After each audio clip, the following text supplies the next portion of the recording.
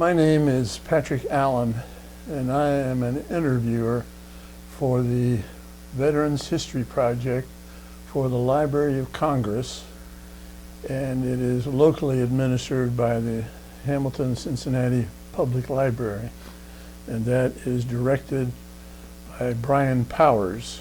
And we are here today to take an interview of a wonderful World War II veteran, Norm. Is it Haag? Haag. Haag, okay. Norm, I'm not going to shake your hand because of this virus. Right. And if somebody is watching this 25 or 50 years from now, we have a pandemic virus that's going around the United States and the world, and we're being very careful to try to eliminate the passing of the virus on from one another. Usually we wear masks, but Norm is okay with my not wearing a mask because it's hard to hear and hard to talk with one of those masks on. So thank you for letting me do this interview. So just introduce yourself with your full name. My name is Norman Ray Haag. Where do you live, Norman? I live at 805 Catherine Avenue. Catherine Avenue, Lebanon, Ohio. All right. And where were you born? I was born in Dayton, Ohio. When? In December the 30th, 1925. So you missed being a New Year's baby by a couple of days. Just missed it, and Santa Claus was already gone, so. All right, and what were your mother and father's name? My mother's name was Estella Marie Karch, the maiden name. And how do you spell her last name, maiden name? Karch. All right, and what was your dad's name? My dad's name was Walter Jacob Haag. Do you have any idea when your mom and dad got married? Yes, I think they got married, let's see, Walt was born in 27, probably, no, I'd say 19, my dad was 89, dad was 89, born in 89, so it's probably about 19. Well, you were born in 1925. So they probably married about 21.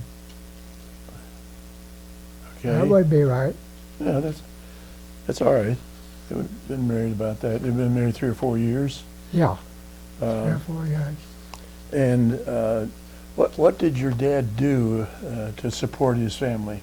My dad was born at a bad time and rearing children at a bad time because the Great Depression was on. And he worked at as a delivery driver with a team of horses in Dayton, Ohio. And for a while, and then he got transferred.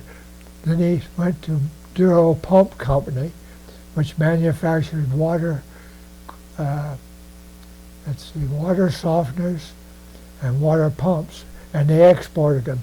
And he was a carpenter that made the crates to export these water softeners and water pumps. All right. And did your mom work outside the home? She didn't when we were growing up. When we were in school, she worked for Kroger's as a just a checkout person? Checkout person. They didn't have a checkout person in those days. They just had 1 or 2 cash registers. Oh, okay. She did that. Where was the Kroger in Dayton? Yeah, the Kroger's was in Dayton on Kiowa Street. Keowee, Kiowa. All right. Now we haven't talked about any siblings. Did you have brothers and sisters? Yes. I had an older brother who was born in 1923. Yeah. And then Now, what was his name?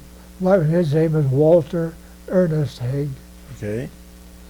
And he's deceased.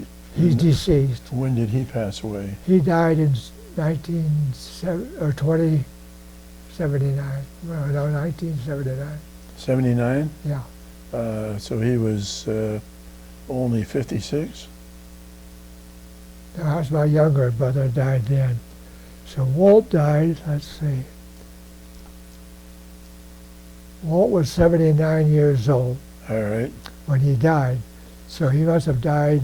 He must have died in 02. Yes. 2002? Yes. And did he have family? Did he have a wife? Yes. Is she And still living? she's deceased now. She outlived Walt for about 5 years, and then she died. Did they have kids? They have 3 children. The oldest is Linda. I think she's 70, or maybe 72. And no, she's got to be older than that. No, she's 72. And then Jim, who's probably 68, and Tom, who just recently died, was 65. Oh, I'm sorry to hear that. Yeah. He had been suffering from multiple sclerosis. Oh, shoot. Yeah. So that's 3 boys. Did you have a sister? I had a sister, yeah. You see, my younger brother was, I didn't give you my younger brother, I gave you Walt. You had Walt, and then you had Jerry, who was next. Terry. Oh, we were talking about siblings, right? Yeah. Yeah, Jerry was born in 36 or 37. The form here says he was born in 31. 31? Yeah. Okay. Yeah, that's right. And then Jack was born in 39. Yes, Jack was 39. And I have a sister between the two. Between Jerry and Jack, there's a sister, Nancy Knobloch, Knoblock, who lives in Englewood, Ohio. And she's 10 years younger than I am. She was born in 1935. Yep. On December the 28th. And Nancy, Jack was born then later. She cheated Santa Claus, too. Yeah, she got cheated too. Must have been a train going by, woke Dad up at a certain time. It's too early to go back, too late to go back to sleep, and too early to get up. Oh, gosh. Well, before we get into your military, tell us about your education. Where did you go to grade school and high school? Okay. I went to Wagner Elementary School, which was on Harshman Road, and it was about 1.5 miles or 2 miles home. We had no buses then. We walked back and forth. My most memorable time on that was when I was about 10 years old or 11.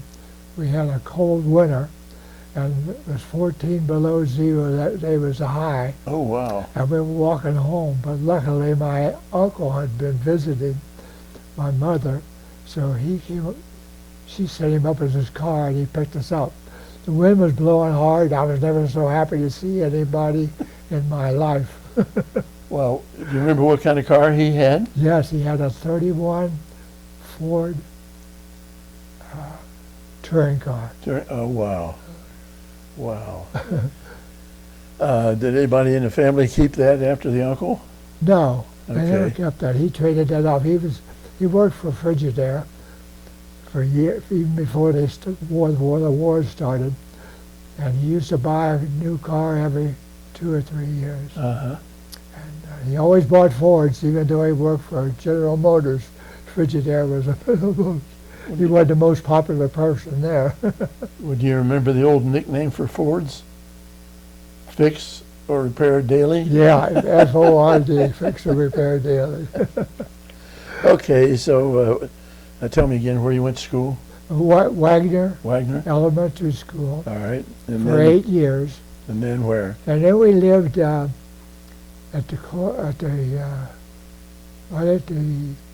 edge of the school system break. The people living south of us, or west of us, went to Kaiser High School in Dayton. But the ones that lived east of that went to Fairmont, had just built a new high school over on Far Hills Avenue in Oakwood, or Kettering is called now. And we were bused over there. They needed students. Okay. So they bused us about 25 miles to school, to Fairmont. And when the war, I went there for 3 years, and when the war started, I quit school my junior year to go back to go to war. Well, I was too young. My mom and dad wouldn't sign for me. So I worked at a factory, Leland Electric Company. Leland Electric? Leland Electric. And that was here in Dayton? That was in Dayton. Okay. What did you do at Leland? I set up tools for women. Most of them were women by that time. That was in 43, 42. And all the men were off to war. Men were going to war from there.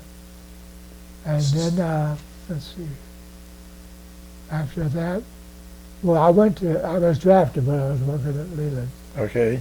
And I was making $1.35 an hour, I remember that, because they had to guarantee draftees, if they returned, they got their job back at the same price.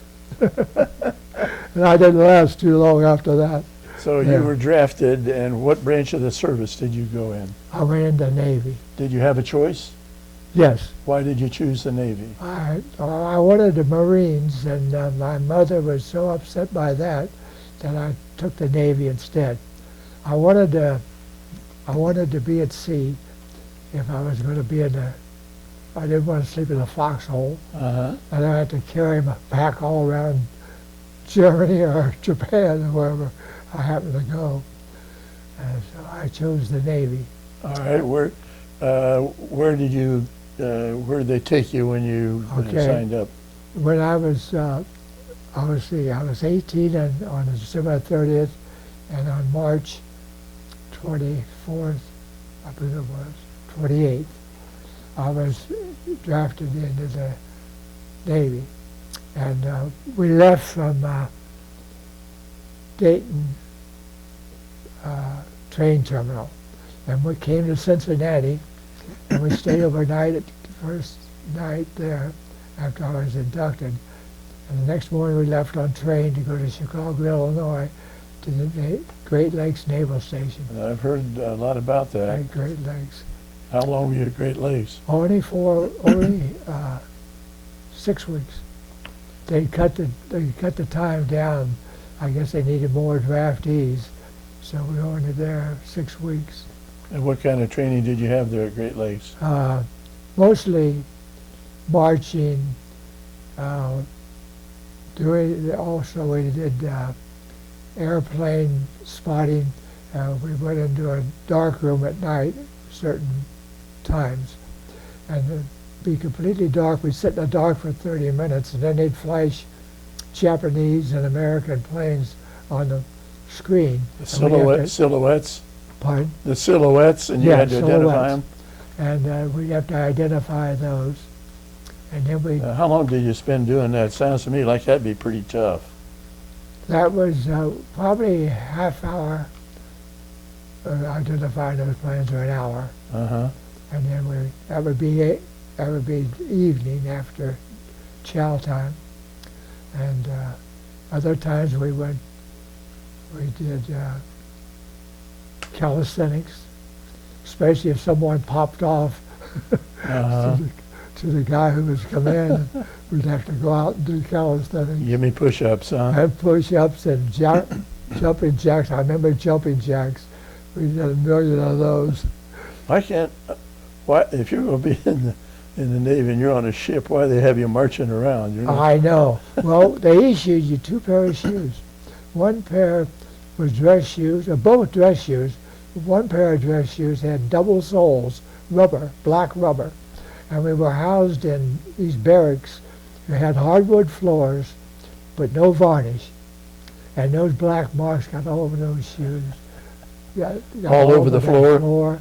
And before we left for a boot camp leave to go home for 10 days, we had to take steel wool and clean all those boot marks Really? off the floor.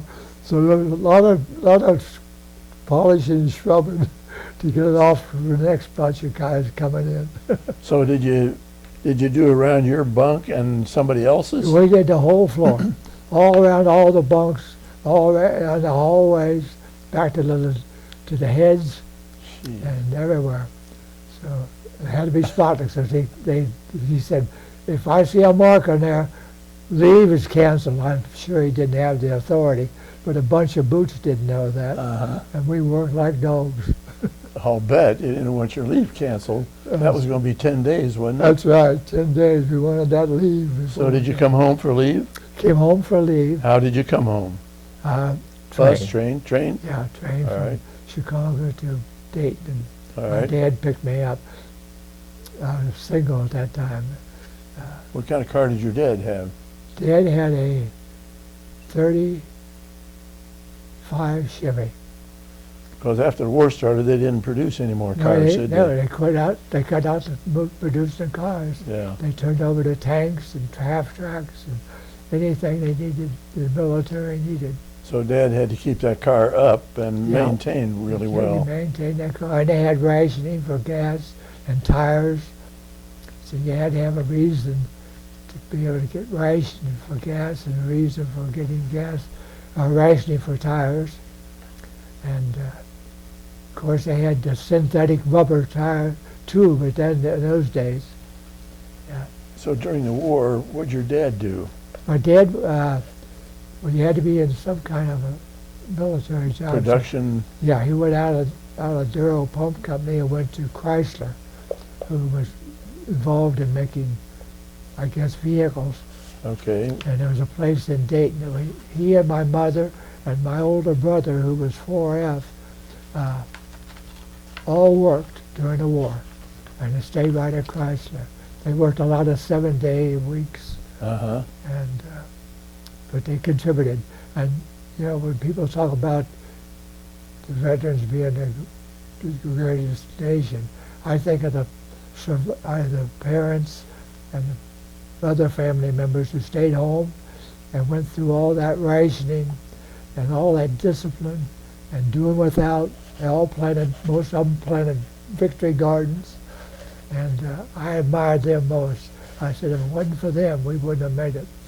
They were as much as warriors as we were. Well, right. They were warriors at home, but we were warriors wherever we were. They were getting shot at, but they were sure working their buns off. That's for sure. So you guys had the materials. They couldn't get sugar a lot of times. Well, I was born in 39, Okay. so I can remember my parents rationing and Yes, Dad not driving the car much, and that's right. it was quite a time. It was quite a time. But the way they mobilized themselves, they helped us win the war. Right. No doubt about it. Yeah. I should have been honored too. I can remember stories from guys at the Detroit area where Ford Motor Company went from making cars to making B-24s, Yeah, and just practically pushing them out the door. yeah. Just that mass production that they had. That's All right, so right. we've got you home on leave, Yes, from boot camp. and you're single. Yep. Did you have a girlfriend at that time? I did. It was the preacher's daughter, whom I later married. Okay. But I remember I was sitting by my mother's ironing board before I went to the Navy, and I said, I want a date for Saturday night. Who should I ask? She said, ask Harriet Minsterman. I said, she's a preacher's daughter. I can't ask her out. I don't know what I had in mind, Uh-huh. but I can't ask her out. But that was the best move I ever made. So you followed your mother's advice. Yeah, and the first date I made, I had to work that weekend, so I had to cancel it. I said, oh, she'll never accept me now. Mom said, try again. I tried the next night. She said, yeah, we'll go out to a movie and have a hamburger. Well, was she the daughter of a preacher in your church? Yes, of our church. What church was that? That was Pleasant Valley Evangelical Reformed Church Okay. on Valley Street All right. in Dayton. And so we dated sporadically during the war, and she wrote every day. I didn't write every day. Once I got to sea, I didn't write until we got to a port. Uh-huh. And I'd get a letter, maybe 30 or 35 letters At a time? missed the mail boat, and I'd get those letters, and I'd by the dates that she wrote them. And So you'd start at the earliest date and then you bring it right up to date? yeah, she'd bring me up to date. And she had novel ways of doing it. One time she wrote on a spool of tape that you use in an adding machine. And other times she wrote on cards. She might write a circle around the card. She was creative. Good, And, good. Very. Now, was she your same age or older or younger? She was 10 months or so, 6 months younger. Okay. She was born in August of 26, I think. And I'm December, I guess she was about 5 months or 4 months older. Do you have any idea why your mother suggested that you date Harriet? Well, she liked Harriet. They had just came to that church about right after, or before the war started. They were there when the war started. And she was only 13, and I was very 13. And my brother dated her when she was 16, and my good friend dated her, and it didn't click at either one. So she Good. was available, so Harriet, my mother said, let's try that one. Oh, good. And we clicked. Good. So after your 10 days here at home, you see Harriet during that time? Pardon? Did you see Harriet during Oh that? yeah, I dated Harriet During that 10 days you were in home? those days. Then where did you go? Back to Chicago? Yeah, I went back to Chicago. Well, I went down to Dayton, rode a train. Of course, the trains were running everywhere in those days. Yeah. And back to Chicago. And when in Chicago we got split up, our group was sent to Corpus Christi, Texas, on Ward Island, which was a naval base. And we were there 3 months doing mess cooking, and I couldn't understand. I said, why in the world would they send us from boot camp to mess cooking for 3 months? So there was a chance to volunteer, even though they told me don't ever volunteer. But they wanted 4 volunteers to serve officers' mess. They said they got served family style. Uh-huh. Dishes, plates, silverware, good glasses, and the separate tables. And every time they got paid, they left us tips. So I made a little bit of extra money doing that. Oh, good. And then we got sent to, after that, we got sent to Norfolk, Virginia. And there we lived in Quonset huts, and we did, let's see, no gunnery practice. We did damage control, and these make-up ships would go in there and they'd splash this water through a gaping hole, and you had plywood and timbers to stop that water, and there was always an officer and maybe 10 men trying to board that up when that water was coming in. Uh-huh. And we did that for maybe a week or two. And then we did fire control. And they had these great big tanks like they have in the gas places where they make gas. And they would have oil on top of that water, and they would light that, and you'd have to extinguish that when that thing was blazing. The first time you could go in on the leeward side, and the next time you had to go in on the windward side, facing those flames. And a couple of officers got their cheeks burned before we got the flames beat down well enough. Was there any repercussions because they got burned and you didn't get the fire out in time? Well, there was no repercussions. Okay. They treated, of course, the burn. Uh-huh. It didn't take us too long because we had pretty far of a hose, but if that wind would hit you, just right, it would Yeah. get them. And then after that, we were there about, I think, maybe 6 weeks. Must have been July when we left there, maybe. And then we went to Chicago again. Yeah, they had on Navy Pier, they had a building that they housed the sailors in, and we did ammunition control, shooting target control. A plane would pull a pin by, and we fired the plane. They had 20 millimeters. And I think that's as big as they had there, with tracer bullets, so you could see where you had to make your adjustments. And we stayed there, I think, 2 weeks doing gunnery school. Yeah, gunnery school. And we left there and went to come back to Evansville, Indiana. And we found out our ship had been built there, and it was going to be finished on a couple of days after we got there. And we got our ship right there, and we had to, and we had to have a pilot, a captain, to take us out the Mississippi down to the Caribbean. We went down in Gulfport, Louisiana. So let me take you back to where was that? Evansville. Evansville, Indiana. And that's on the Ohio River. Yeah, on the Ohio. Now, they just built that ship. Were you a little bit leery of that not having had a shakedown cruise? Well, there were a few old salts mixed among us boots. So a couple of them had been to sea before. We had never been to sea, most of us. And we were leery, but we had a pilot to take us down the rivers higher to the Mississippi and down to Caribbean, down to on the Mississippi to get Where'd you go there, in Mobile or? Gulfport, Mississippi. Okay. And got pontoons put on our boat because our ship.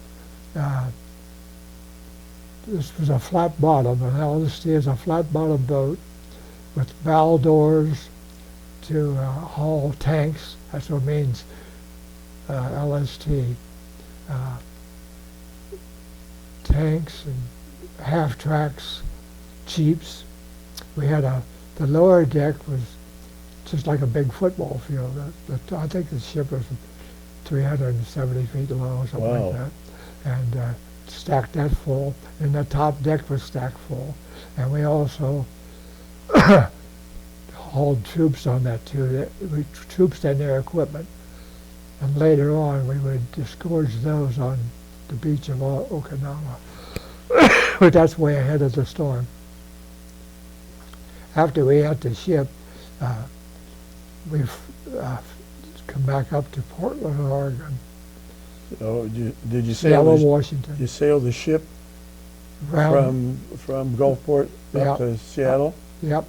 Did you go through the Panama? Went through the Panama Canal. What did you think of that? I thought that was fantastic.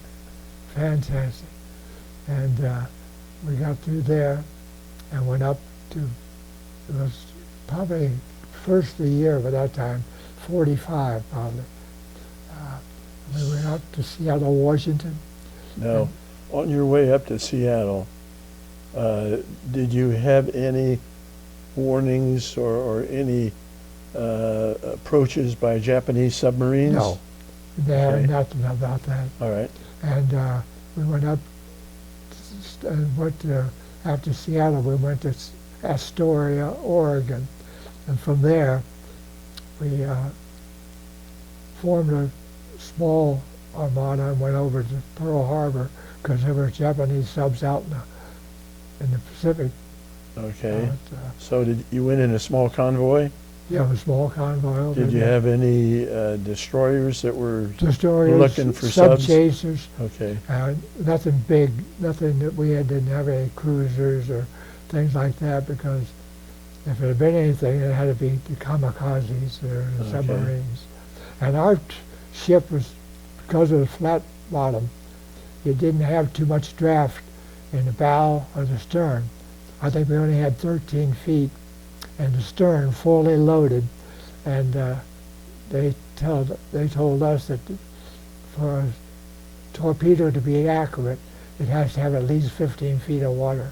Oh, okay. So we may have gotten shot at, but we didn't know it. Well, what was the name of the LST you were on? It didn't have a name; it just had a number, 815. 815. There were bunches of LSTs. We were in what they call the amphibious corps. Okay. There were LSTs, LCIs, different numbers, and but we were the only ones with the bow doors who would haul the troops and the equipment. Okay. That was the biggest one of the. How long did it take you to get out to Hawaii? It took us 10 days, I think. I think it was about 10 days to get from Astoria, Oregon. The things didn't go very fast. They only Right. went about, top speed was probably 12 knots. Okay. You weren't burning up too much water to evaporate. Well, when you got to Hawaii, were you at Pearl Harbor? Yeah, we went to Pearl Harbor. What'd that look like Well, after the at bombing that and stuff? time, it looked pretty bad. There's some of it, of course, some of the ships, damaged ships were still sticking out of the water, the battleships. Not the masts and so on, you can still see. And we were tied up near the harbor, on the harbor, and we'd see our own submarines coming in, and we could tell when they had a kill. They'd always have the broom up by the con with the straws up, so that it signifies that they had sunk a Japanese ship or something. Oh, good. And of course, they didn't live on a ship in Pearl Harbor. One of the advantages of living on a submarine is you got to live in a motel when you were in port. Okay. And get the best food. Uh-huh. I wanted to see the sun, the stars at night. I couldn't have been a submariner for love nor money. Gosh. I wanted to see what was out there. Yeah. So we were there, and they formed an armada. Went from Pearl Harbor over to You go to Saipan then? Saipan, in Weetalk, which Well, is. what was Saipan? What was your duty why'd you go to Saipan? We were just on the ship waiting for other ships to come to form this armada to go to the Philippines. Okay. The Philippines had just been liberated, and our home base was going to be Subic Bay in the Philippines near Mindanao, one of the islands. And we could see the B-29s or B-90, whatever they were, coming back from their bombing runs. And they have holes in the wings. You could see when we were anchored, the damage under those planes. Some of them were coming back with only two engines running.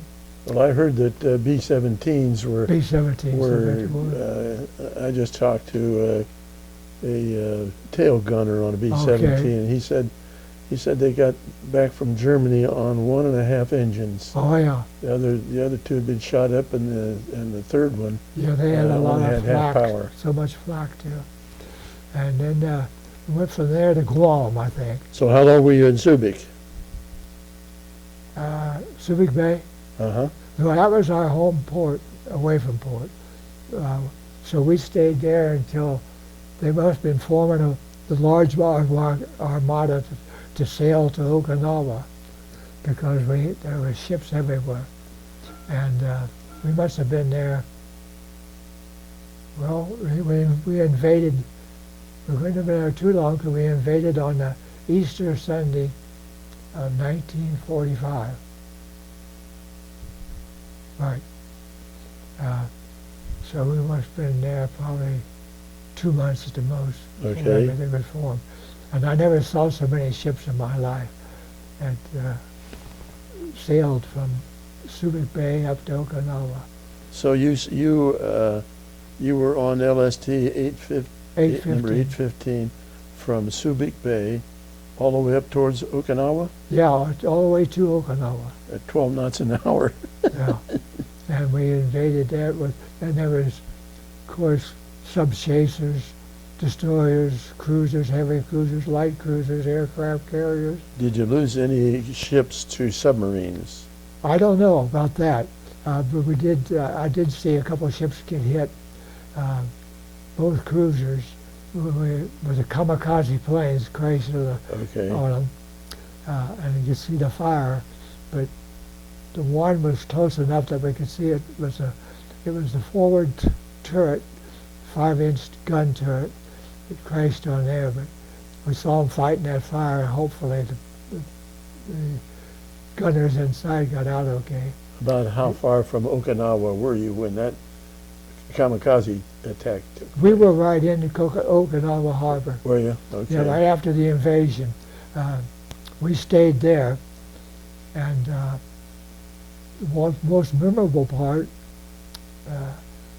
I volunteered to be on a gun. They needed a couple other extra gunners on a 40-millimeter gun. It was a single millimeter.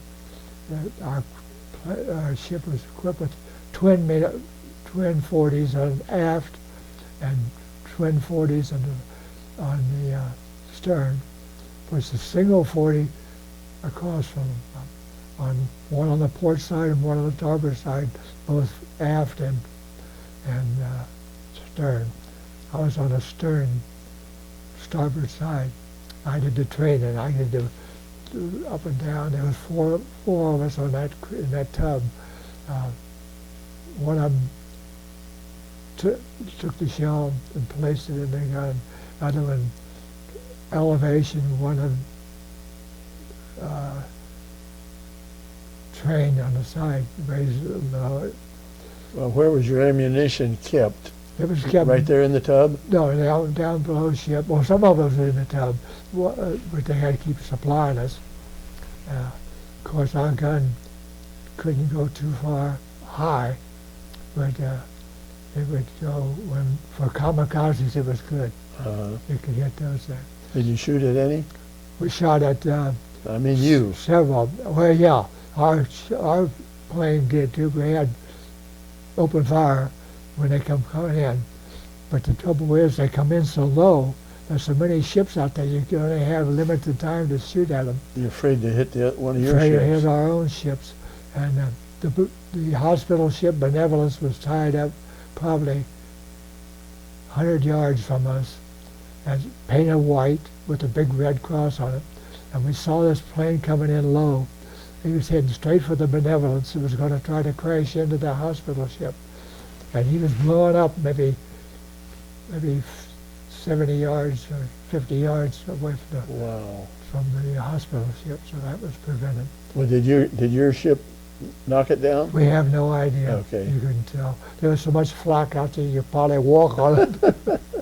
So you violated the instructions of not volunteering, and you volunteered for that gunner spot. Yeah, I was my rank had me as helmsman.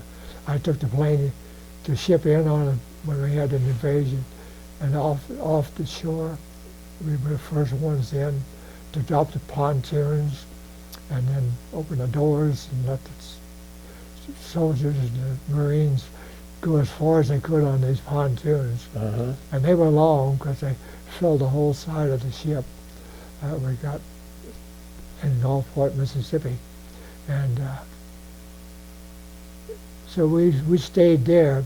How many trips did you make back and forth to the beach? To your ship? Our ship only made the one. Once we disgorged, we went back out in the harbor and let other LSTs come in. Okay. And behind us, there's only a few places where you could board, you could hit ground. One of the scariest things that happened was the night before the invasion. We just got in our bunks, and we heard general quarters, and that's a big siren going off. And most of us had never heard that before. We knew what it was. So we ran to our battle stations, and radar had picked up airplanes, but they couldn't distinguish whether they were American airplanes or Japanese. But they passed over, so we never had to shoot at those. And we got back in our bunks, and the general quarters would sound again. Must have been 5 times that night. We gee. didn't get much sleep. And then we got to Pearl the night before, early in the morning, and the big cruisers and the battle wagons were firing over top of all of our small ships, bombarding the beach, softening it up to get ready for the invasion. So we made Well, what was your battle station at General Quarters? that 40 millimeter, Okay. a single 40 millimeter. Okay. And then I didn't have the elevation. I had something else they called it. I forget what they call it now. Well, where But did you go- stay on the LST? Where did you sleep? We slept underneath, down in the bunks, narrow Yeah. bunks, Yeah, probably as wide as this room. Was that in the bottom deck or up on top? Top. Top. We always had cover over us. Okay. And we only entrance we had was a porthole. We could climb up a ladder and get out that way if a ship got hit, if we'd have survived it. We didn't get hit, of course. How many were in your ship crew? I think it was 100, might have been 200. There's a picture of it. That was going in. After the war, we went to New Zealand. They had so many planes, it was logistics. What are we going to do with all these ships out here? How are we going to get them back to the States? Well, they sent it us. And That's your ship? yeah, that's our ship.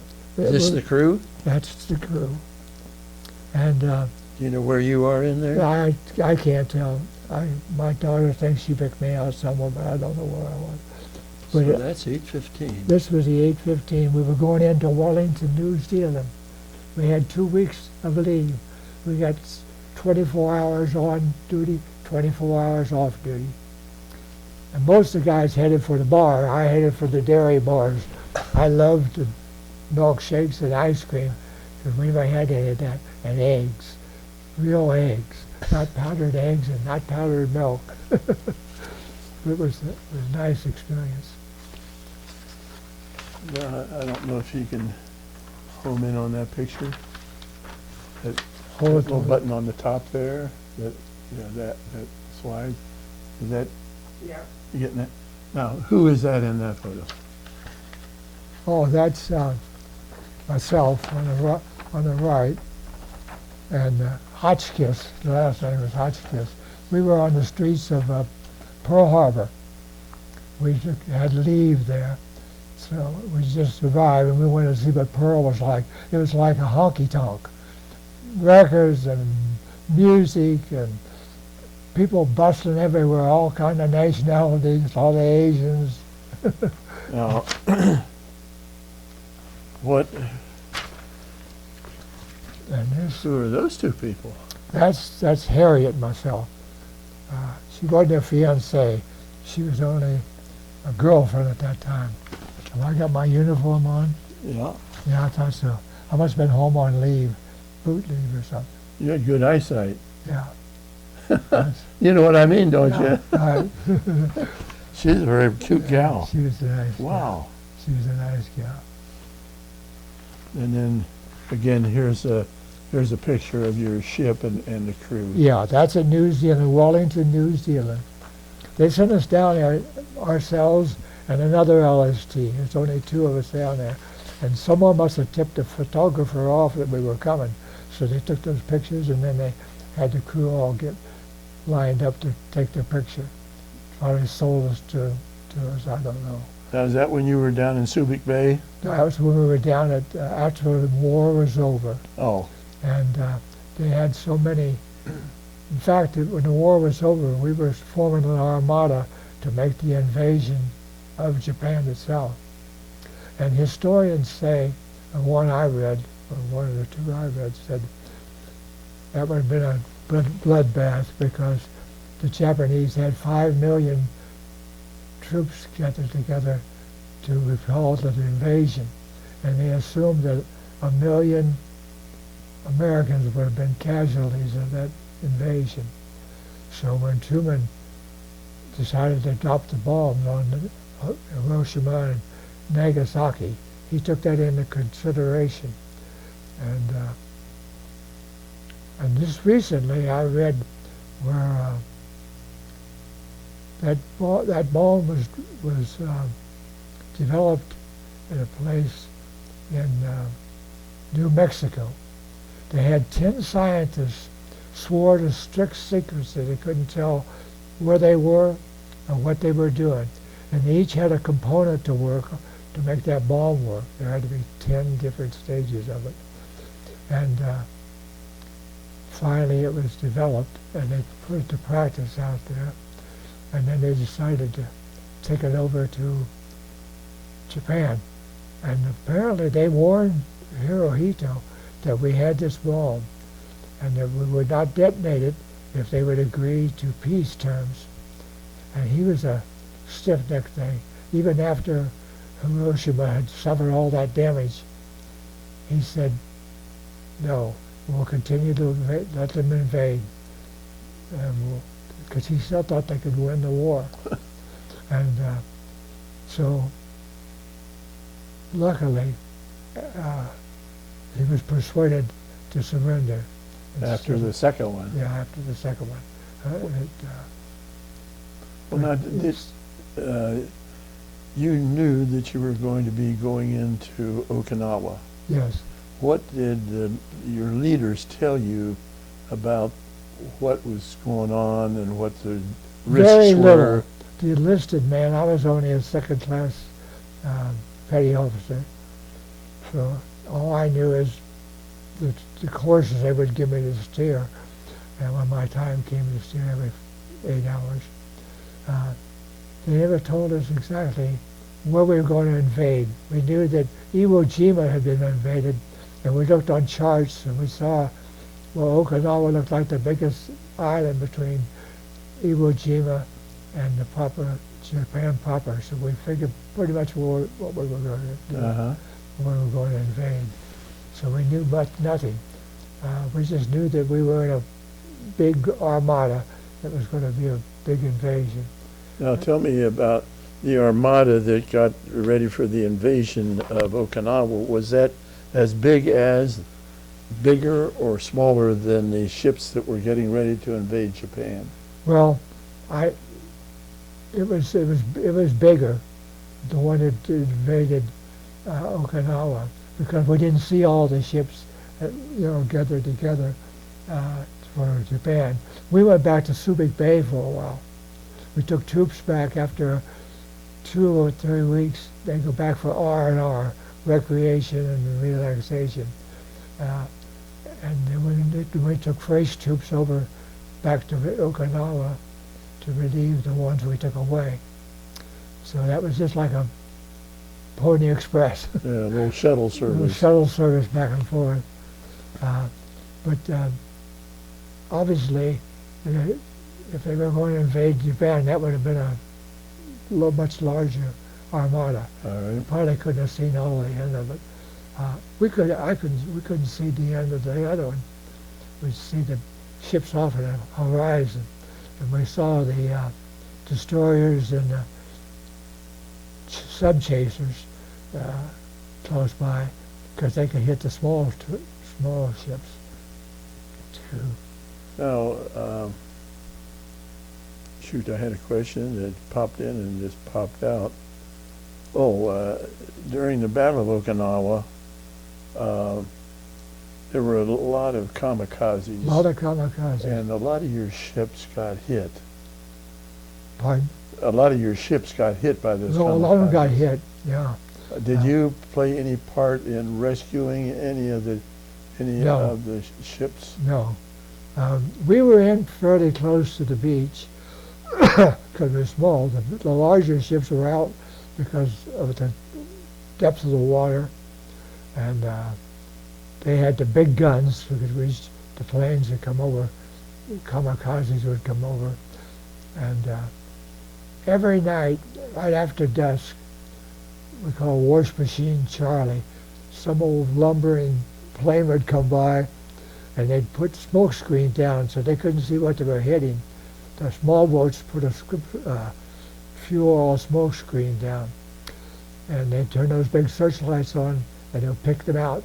And some of the bigger ships would shoot at him, could use paranappa higher than a 5-inch gun could hit. So it was just aggravating. Washing machine Charlie. Washing Why, machine just Charlie. because his engine sounded terrible? Or? We thought it was an old lumbering thing like that. We thought we would deserve a better plane than that. But their Air Force consisted mostly of those kamikazes. Because that's a way to get to the next step up, heaven, their heaven or whatever. Yeah. Well, I had a World War II friend that was at Okinawa on the USS Bunker Hill aircraft carrier. Aircraft carrier. And it took a couple of hits. Yep, I remember the Bunker Hill getting hit. Yeah. It survived. Yep. And he survived, obviously, or I wouldn't have been talking to him. But there was some, this is not a story about you, but I think you'd be interested since you were at Okinawa. Bunker Hill got hit by a couple of kamikazes, and my friend was a welder, and he could weld underwater. Wow. And there were 68 guys trapped below deck, and because of his welding skills, he saved them all. Wow, fantastic, fantastic. I know the Battle of Lady, the Battle of Subic Bay. Subic Bay. Turned that war around because the Americans sunk most of the aircraft carriers and the battle wagons, so they didn't have much to fight with except the little fighter planes. Yeah. And they had limited distance they could go. They had no place to refuel all the way out there. They flew out from Japan. They had to fly back. Yeah. They could only fly so far. So that's why we had to take the war to them then. We had taken all their islands and airports, and we'd taken back over Guam and Philippines, Saipan, Midway, all those. Yeah. But the Marines had a Guadalcanal. Where were you when the first bomb was dropped? Were you in Okinawa Bay, or were you back in the Philippines? When the first bomb was shot, where? First bomb was dropped on Japan, the first atom bomb. Oh no, we were somewhere close to Okinawa or Subic Bay. How did you find out about it? Some radar guy told us about it. There's been a big bomb discovered, and we're going to use it on it and end the war. Well, we heard the end of the war. That made us happy. We all cheered, And then we didn't get to see any pictures of what the devastation or anything like that. We just heard it we call it scuttlebutt, gossip, and hearsay. But we were happy. I changed my opinion between then and now. We're still living under the threat of that nuclear war. Hopefully, we're sane enough we'll never use it, because if it's used, it'll probably be the end of the planet. Right. As far as I'm concerned. They'll be using hydrogen or bombs or worse. Oh my gosh, yes. I think I've heard before how much worse it is, the hydrogen bomb. I can't imagine when you read the description of the atom bomb and you see the devastation of Hiroshima and Nagasaki. Well, where did you get released from the Navy? I got released from a hospital in Astoria, Oregon. When we left, I was disappointed when we left. After Wellington, New Zealand, we came back to Pearl, and a lot of ships were there trying to be filtered out to go home. But our ship was chosen to stay in that area, and they were going to convert it into some kind of a rocket ship. So that meant that all the sailors who had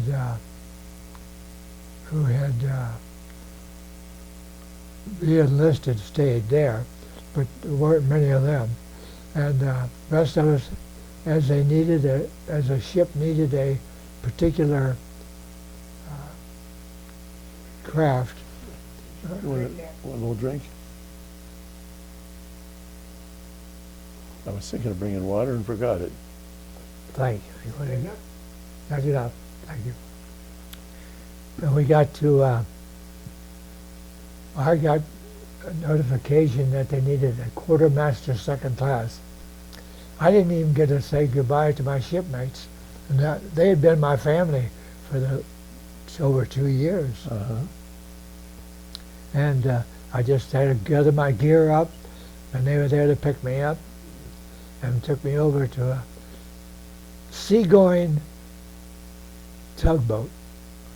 And its job was to pull a cement dry dock from Pearl Harbor back to Astoria, Oregon, where its for home base pity's was. sake.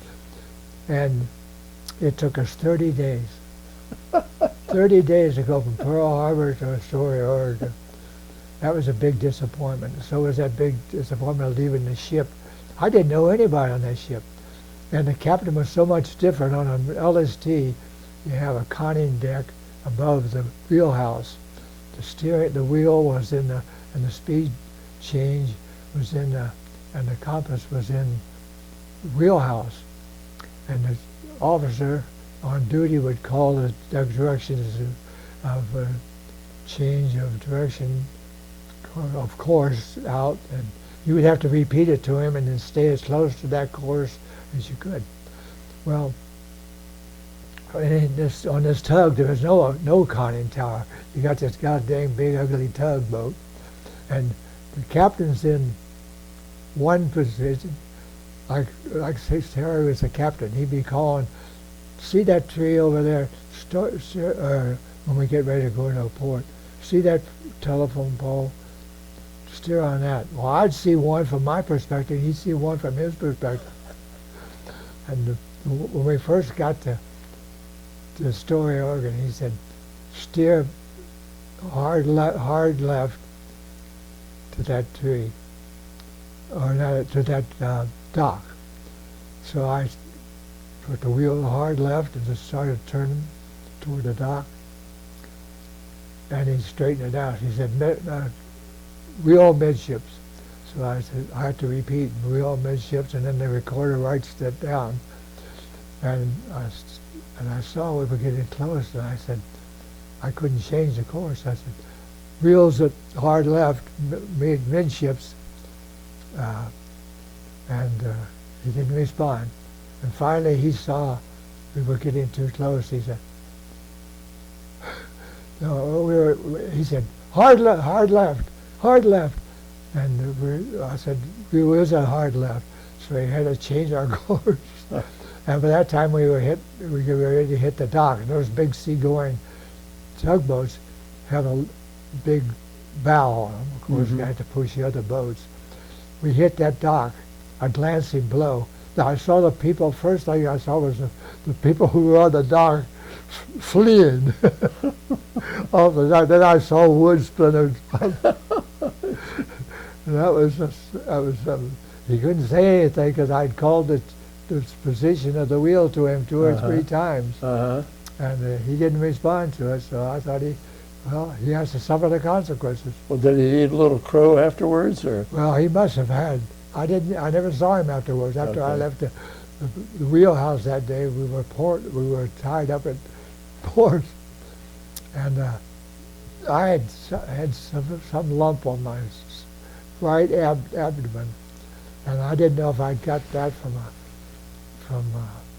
an injury when we were riding out a typhoon in Okinawa. When we were there after the invasion, we were there back and forth from Okinawa to Subic Bay, and we happened to be in there when a monsoon came through. So they saw it was too close to leave us. We were too small to stay. They knew it washes up on shore. So all the ships had to leave the harbor except the bigger ones. And we left the harbor, and we rode for 3 or 4 days in that storm. And that was a rough storm because our ship rolled from side to side, being flat bottom, and it slapped the water like a board. When you hit a board on water, That's how our bow did. You could see that thing shake like that because we were empty. But we finally made it through that all right.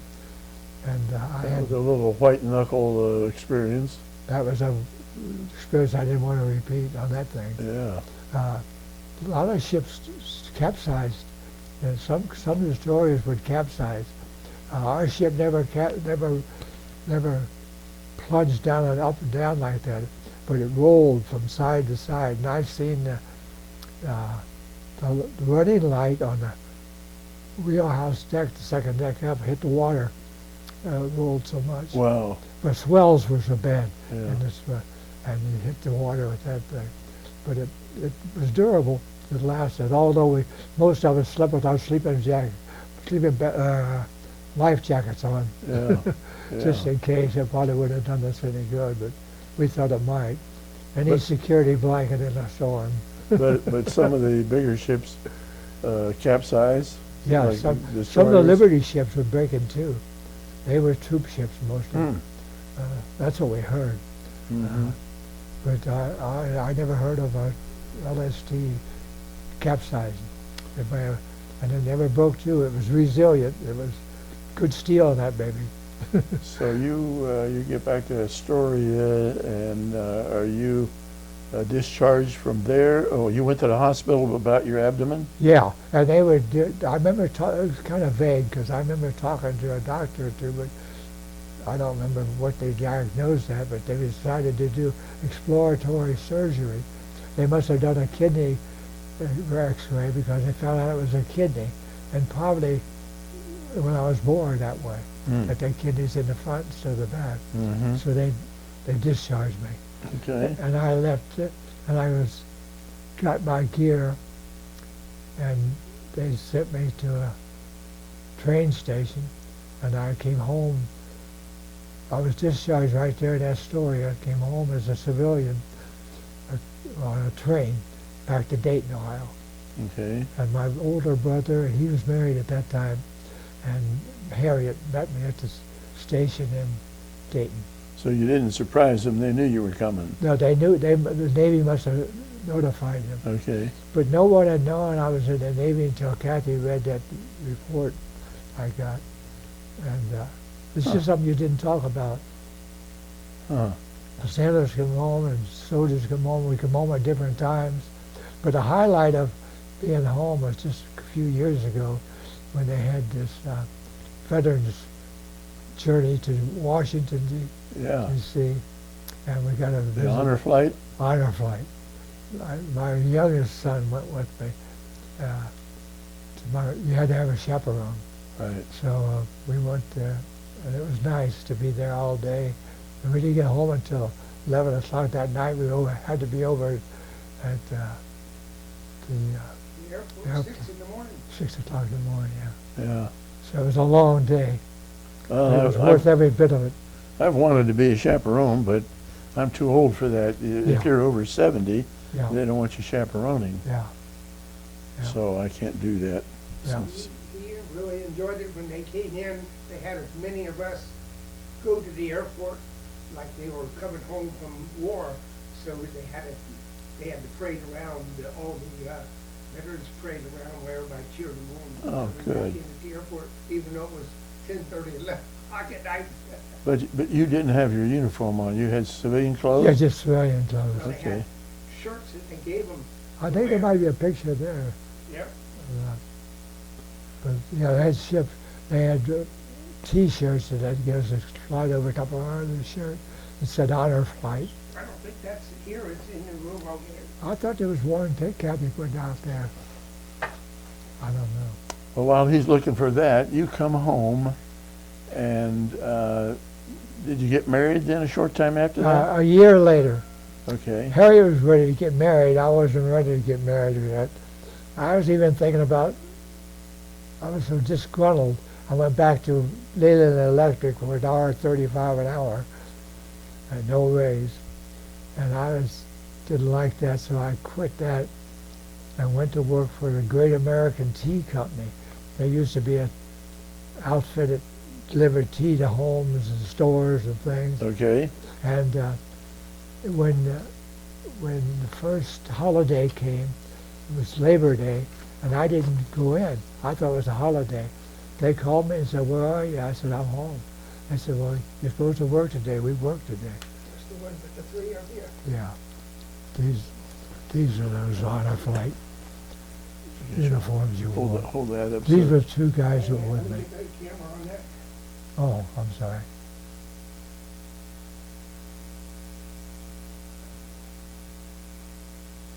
So when I came, So tell me who these are. okay, Is this you here let's see. That's me on the left, on the left? and this is, can't remember his name. He was from Cottingham Retirement Center. And this is that Denny?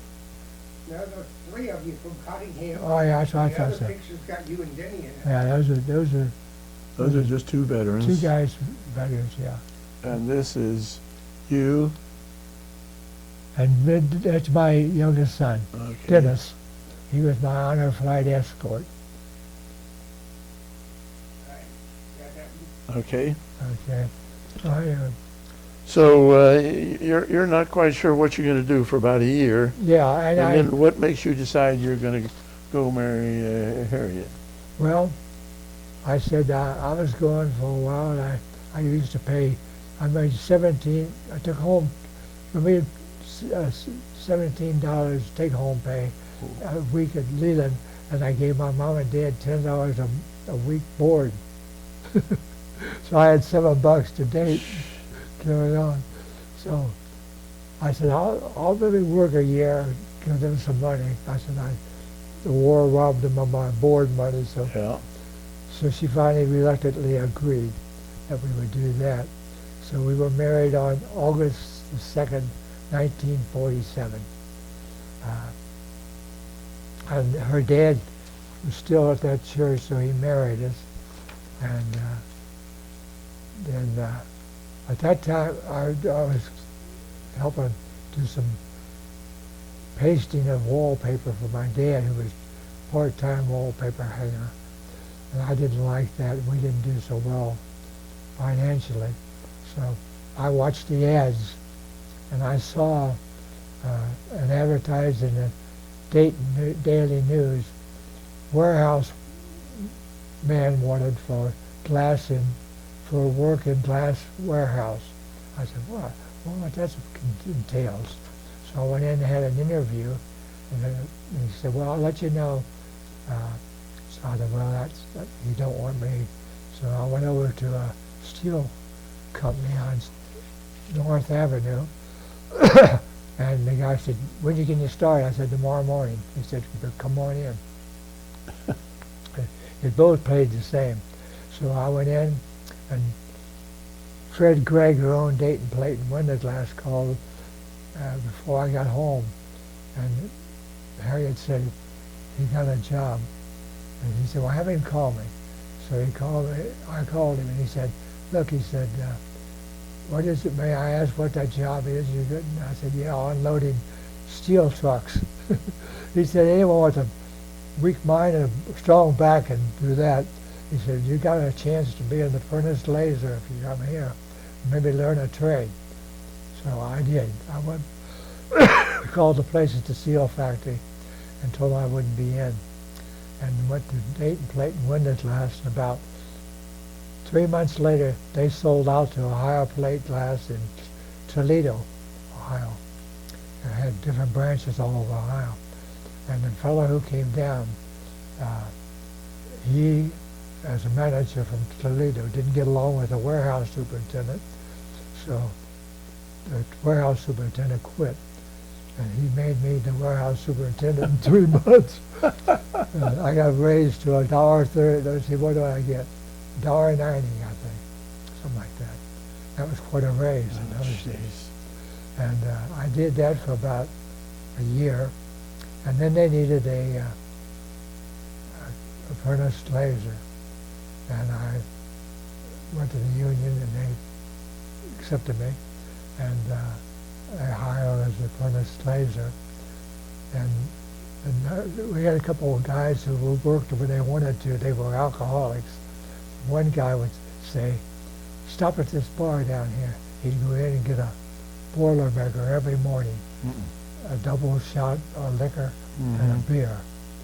And he'd work like a fiend. Sweat rolled off of it, but he was a working piece of machinery. But he wasn't dependable. And after I'd made an apprentice glazer, you couldn't work without a journeyman accompanying you. So I come in one morning and he said, Norm, he said, you've been working over at Juror up in the monitors. Could you put some glass in over there today? I said I could, but I have to have the glazer go with me. He said, no, you don't. I'm gonna make you a glazer today, pay you the scale. I think it was $2.20 an hour, something like that, at that time. And so he did. He made me a glazer, and I didn't have to have anybody with me. I had to teach myself how to face putty myself, but I did it. And kind of self-taught myself and listened, watched the other glazers and what they did, I did.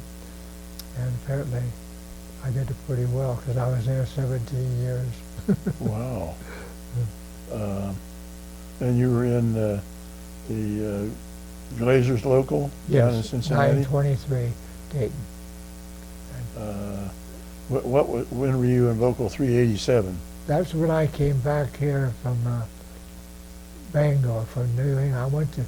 I decided to go into my present pastor of the church at Pleasant Valley said, do you ever think about going to full-time ministry, Christian ministry? I said, yeah, but I'm too old, and I don't even have my high school diploma.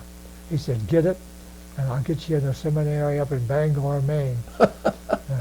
And he said they take older men and women who want to be ministers, and they have a plan that you can go 2 years up there, get 2 years of your undergraduate work done, do your 3 years of graduate work, and then finish your undergraduate work wherever you locate. So I did that and came back to Maineville in '69 and served a church in Maineville. So you were at Bangor Theological Seminary? Bangor Theological Seminary. Did you even know where Bangor was before you went? No, I didn't know where it was. And the thing about Vacation up there, and there's a house driver, remember? yeah, well, we went up one year to find out what we were going into. Yeah, you wanted to see what it was like, so. Yeah, we and went on vacation up there. so This note says that you were at Bangor from 62 to 68. yes, right. And I graduated in '68. I was serving at two churches in Maine as a student, and the one was for 5 years. And the other one was a small church in Danville, and they brought us an old house and remodeled it into a parsonage. Because I was living at the seminary before that, and the family was. In a trailer? They were in an apartment right in Maine, right in Bangor. It was a student apartment, but it was small. We had 4 kids and 3 boys and a girl in one room, bunk beds. Oh, wow. And I'd come home to Dayton. We'd come home to Dayton. I'd work at one of the glass shops, a higher plate or a Pittsburgh plate during the summer, get enough money to go back. First year I couldn't work, wasn't supposed to work.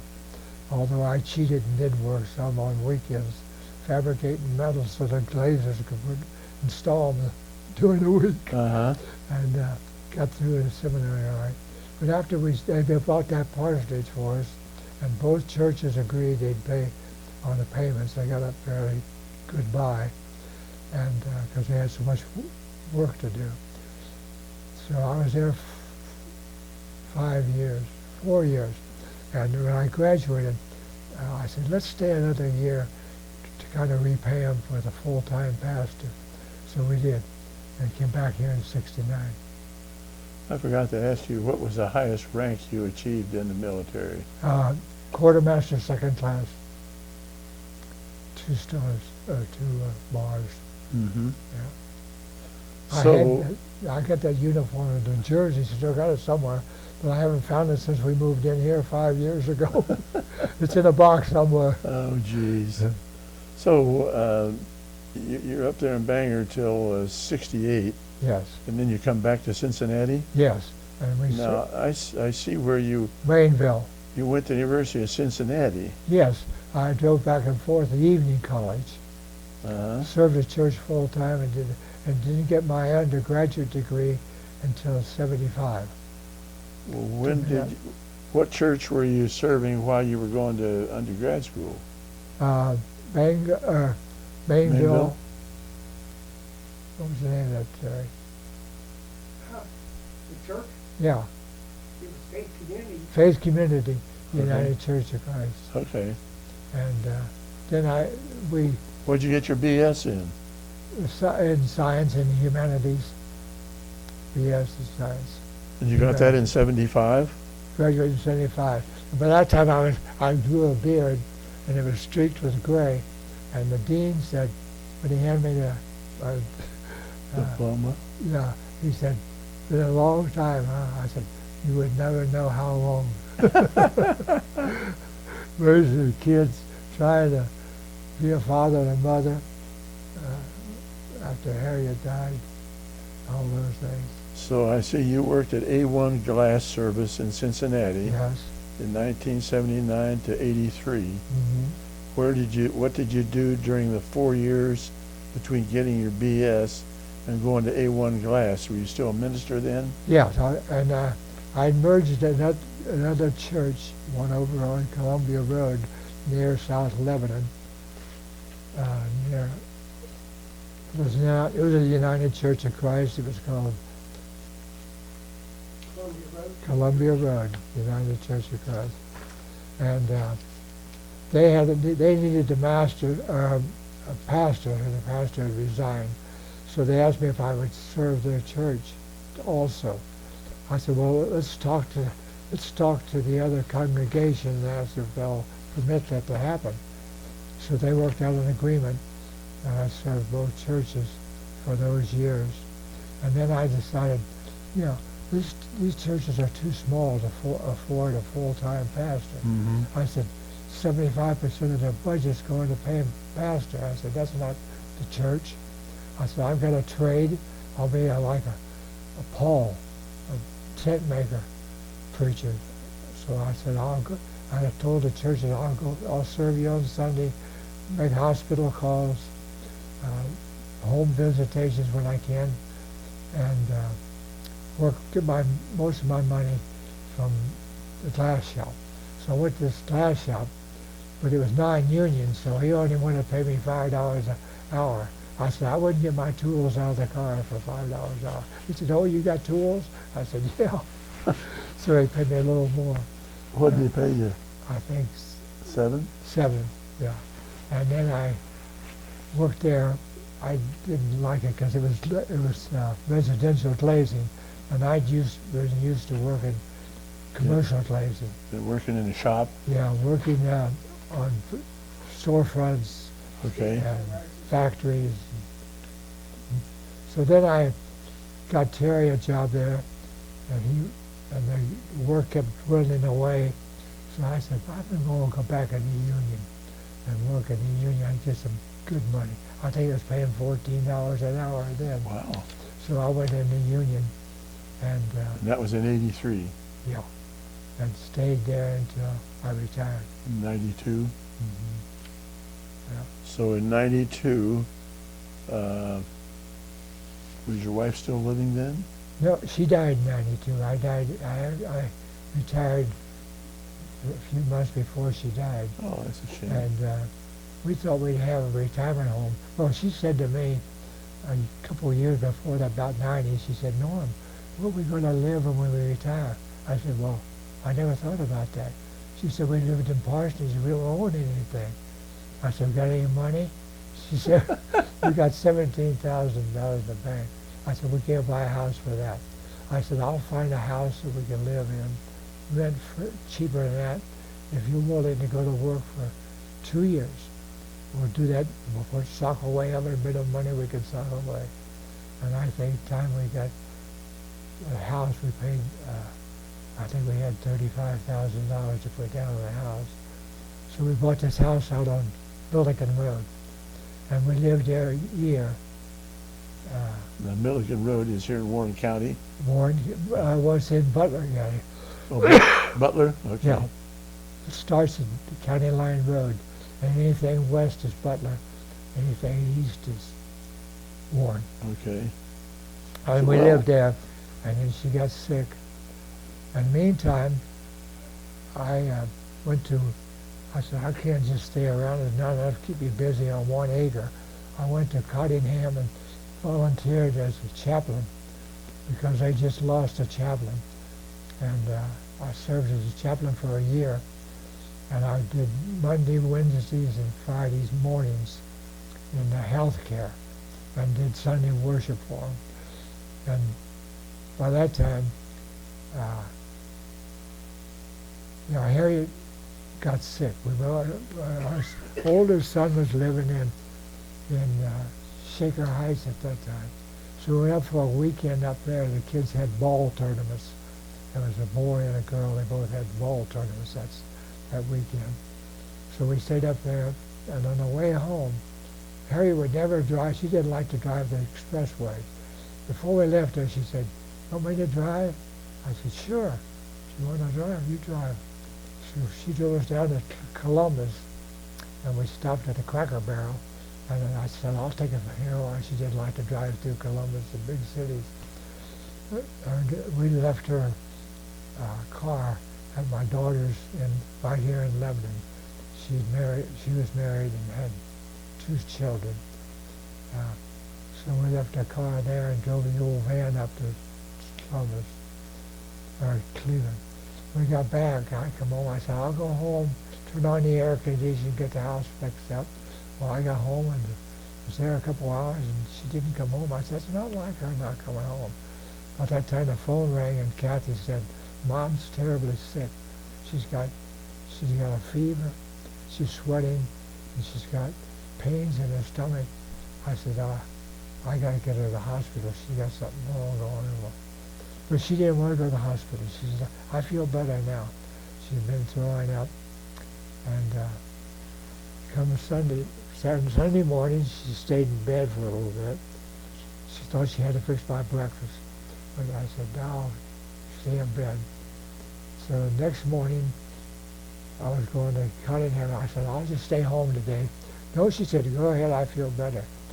I got down there about 10 o'clock in the morning. I got a call that she was sick. She said, "Norm, I'm in bed, and I got big blotches on my legs, all up and down my legs." Oh, jeez.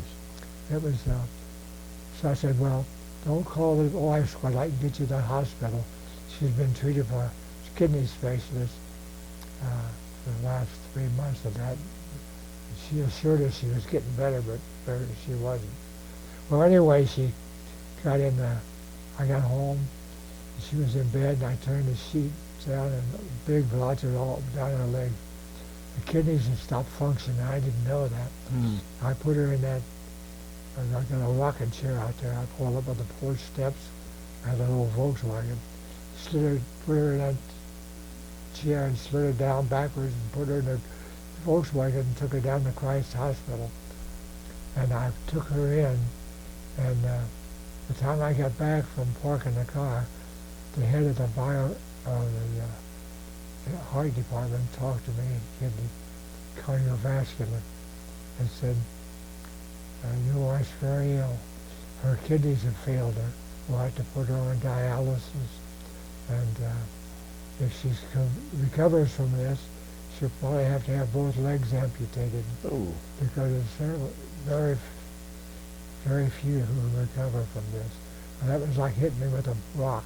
Oh, yeah. And I walked around the hospital for a while, and then I went home, and I called the kids and told them what had happened that night after they got off.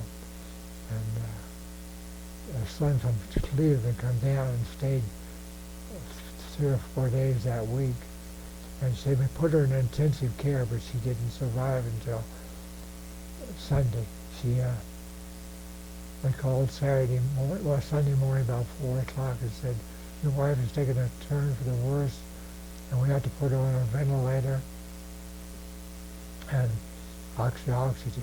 I said, well, we have a do not resuscitate clause. We've talked it over before some years ago. I said, you can put her on oxygen, keep her comfortable, but no dilate, no dialysis. dialysis and no ventilator.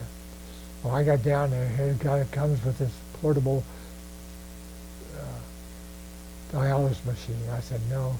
By that time, they'd thinned her blood and she was bleeding from the port. They had a sandbag on her shoulder. And I said, why in the world didn't you put her on earlier? I said, well, he said, your blood don't thicken that quick. It takes 4 or 5 days. Uh-huh. And she was on oxygen. And it was about 5 o'clock, and I called the other kids and they came down.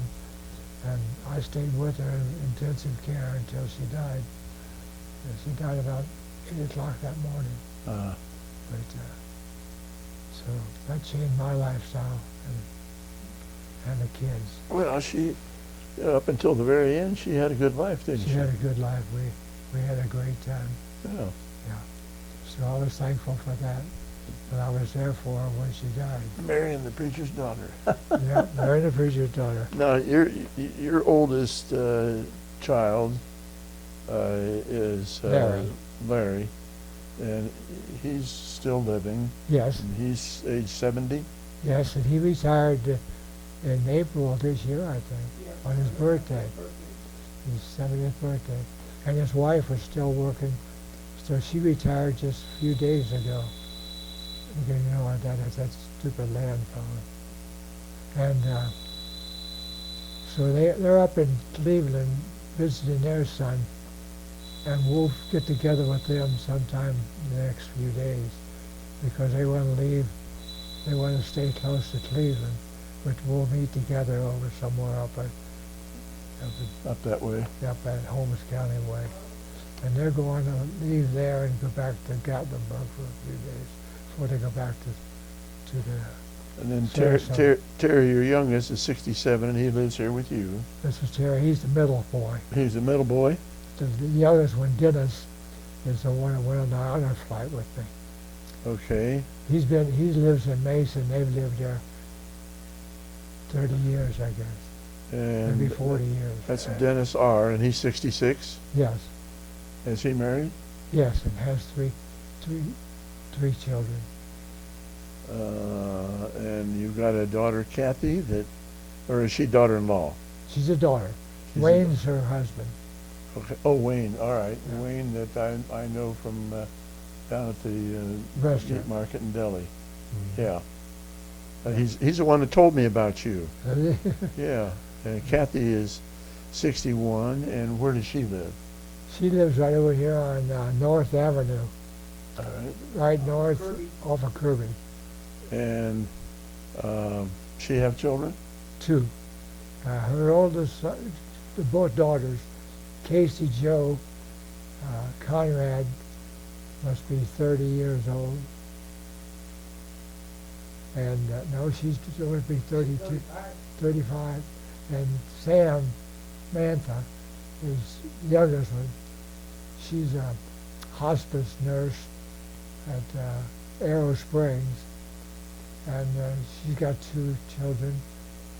One is a boy. He's just 4 years old. And the little girl was just 5 or 6 weeks old. Oh, wow. So, and they live up on the end of this road, on the end of Carson. Carson, Fairview, Yeah. that subdivision. Well, here's an important document. Okay. That's your discharge. Yes. That's. Can you see that, Terry? Yeah, I got it now. All right. Okay. So Yes. you got Philippine Liberation Ribbon, Yes. Asiatic Pacific Area Campaign Medal, Right. American Area Campaign Medal, Right. a Victory Medal. Right. And what's the point system? You got out on the point system? Yeah.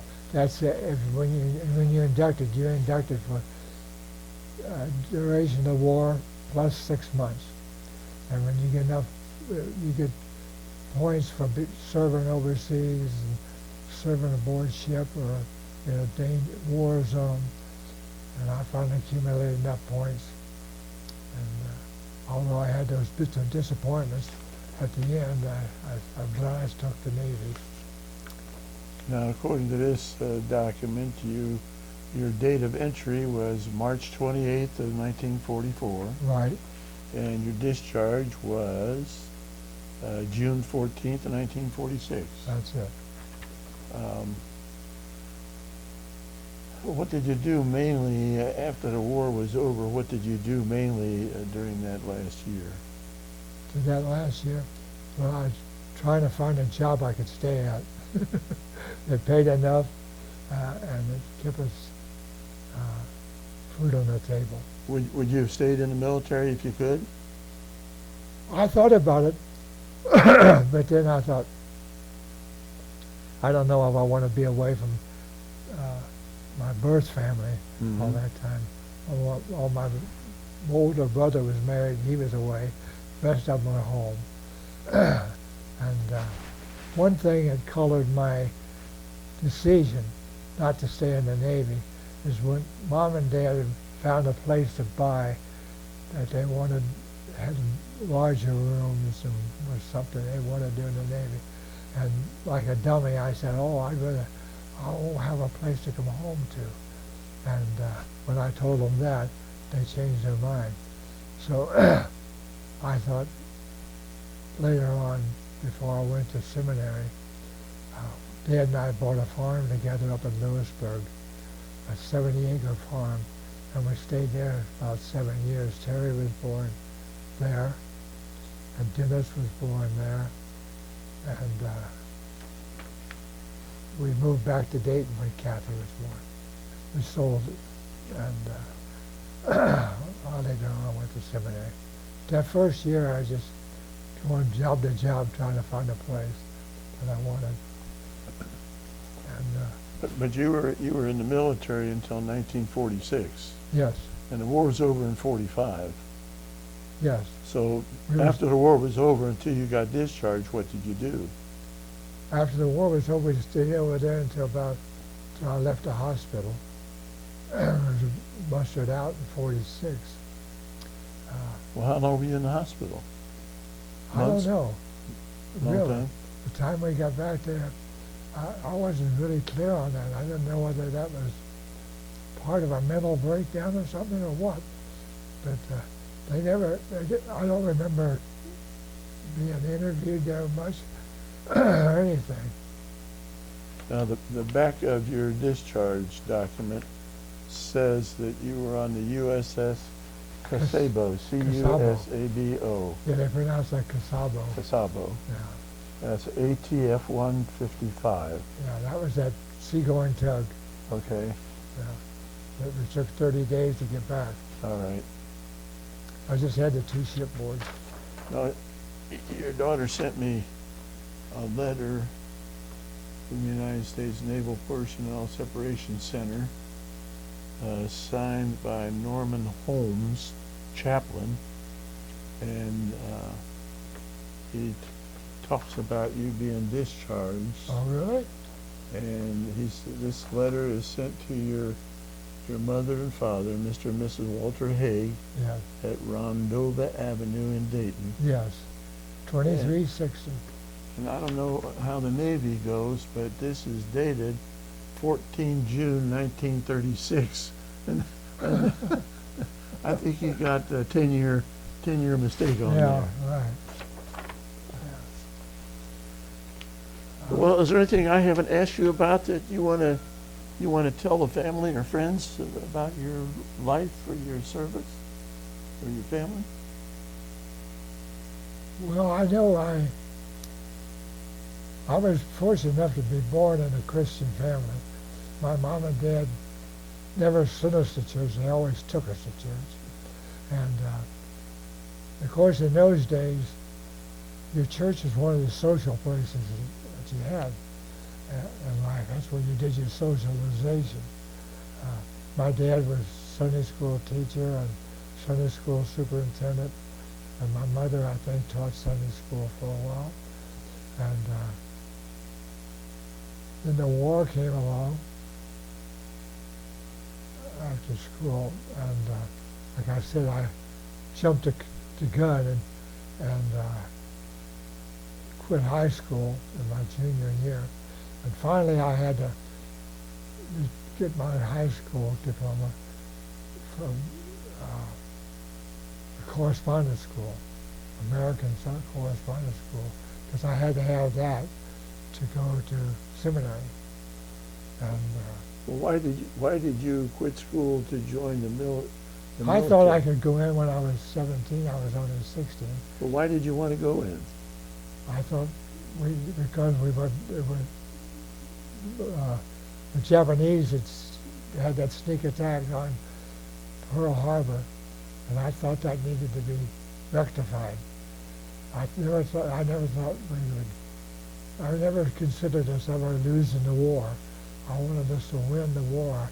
I didn't know whether I'd survive it or not, but I wanted us to win the war, and I thought we would. So I thought I wanted to play a part in it if I could. And then, but my mom and dad were adamant about not signing until I was 18. Uh-huh. And while at 18, you didn't have a choice. You had to register for the draft. That was universal. And when your number was called, you went. When I look back on it now, I'm surprised I made those kind of decisions.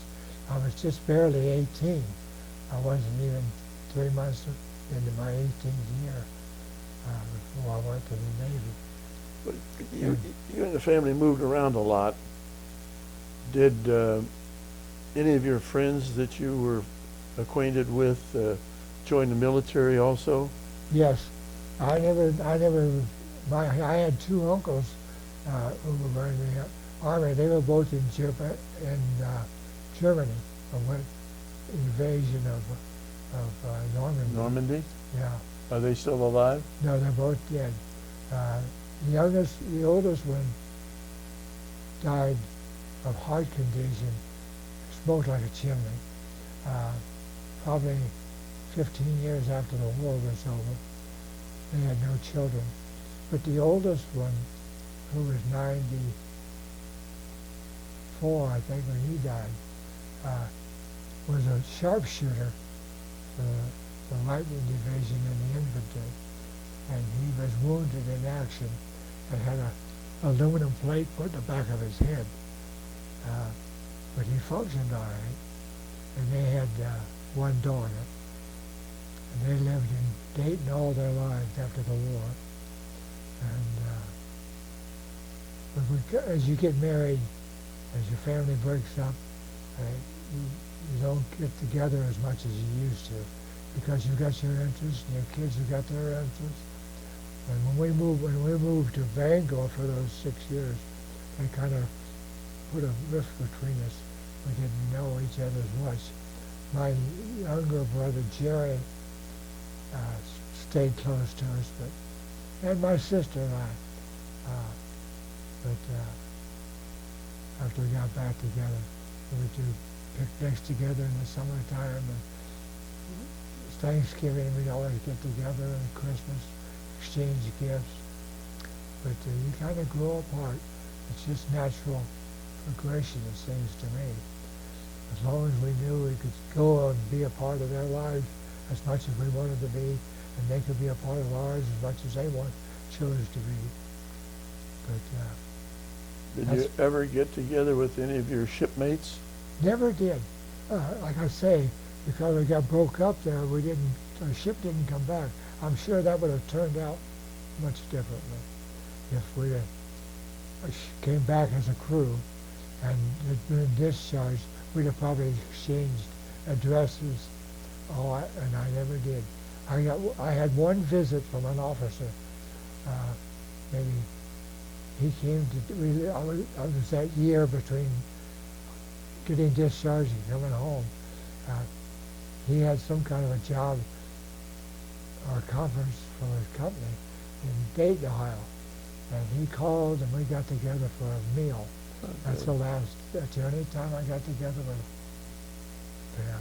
So what was the name of your commander on your first ship?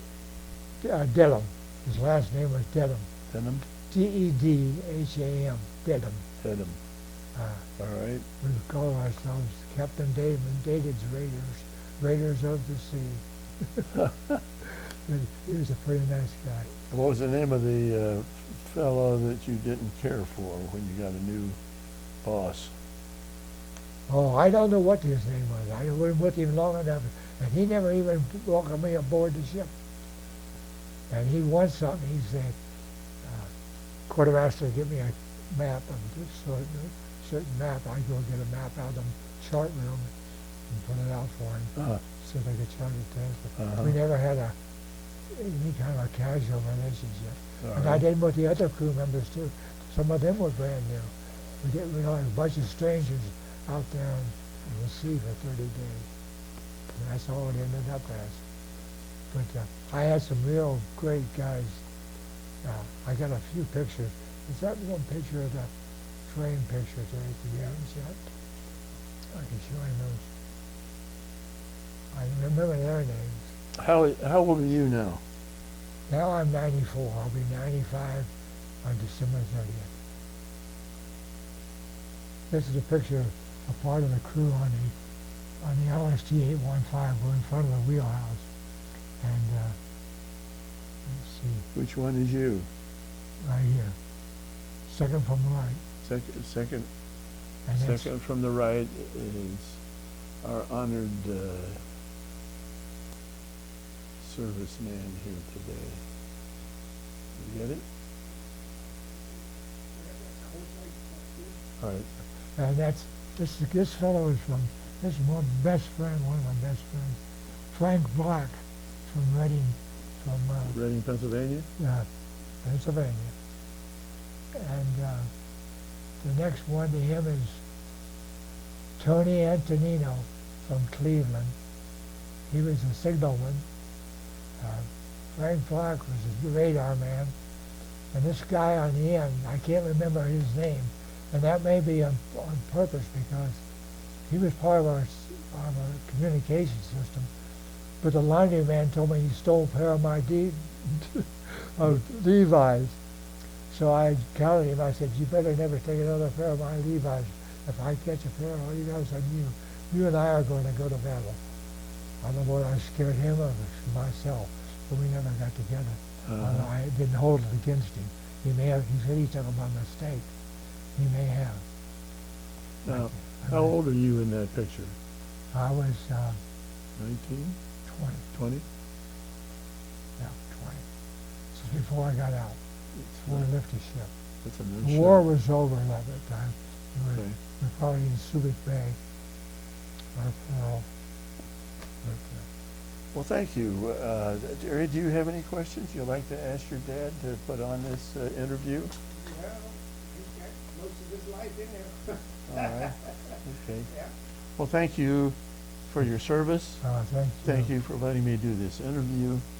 And you told me you're 94 and you're going to be 95 in December. 95. How is your health right now? Health's pretty good. I just had a home health nurse come out yesterday, and all the vital signs were good as far as she was concerned. My blood pressure was 120 over 68. Wow. And pulse was 75. And she was satisfied with everything. Are you able to drive? No, I can't drive anymore because I can't quit. I had to quit when I got the vision problem. Okay. I couldn't pass the exam. All right. And What do you have, cataracts or what? macular degeneration. Okay. After Harriet died, I left one part out. I was volunteering at Cottingham Retirement Center in Sharonville, and their resident manager, their first resident manager, died.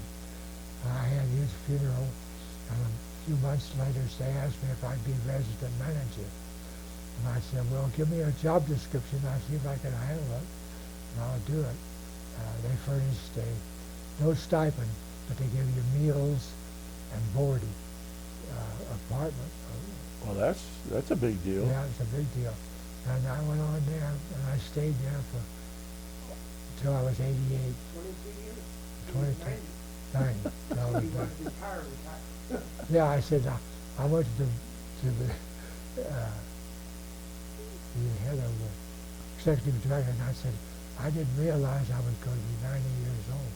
So I said, here I am, 90 years old, the resident manager, welcoming people who are younger than I am. Yeah. I said, how would that look? So I said, I got to resign. So I stayed there for 22 years. I drove the bus for probably 15 years at that time. They had a 20-passenger bus.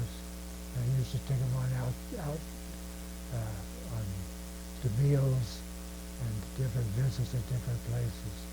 And we had a volleyball team. We visited different places. Chair volleyball.